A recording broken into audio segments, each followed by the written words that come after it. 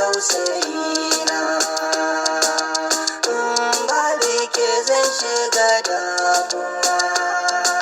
San ka ya bar cikin zuciyata, tunda ka zaɓo wata bani ba.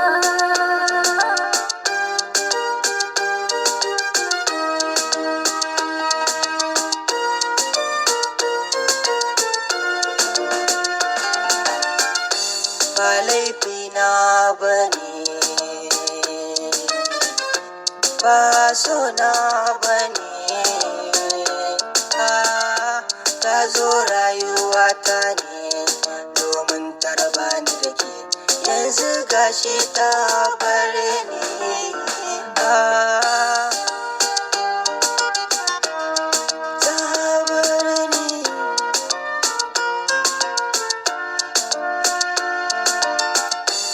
Abun mamaki sabida wata ka bar ni, abun takaici sabida kuɗi ka gini, akan takaice mai zagaye da ni, sabida iyayena ba su da hali.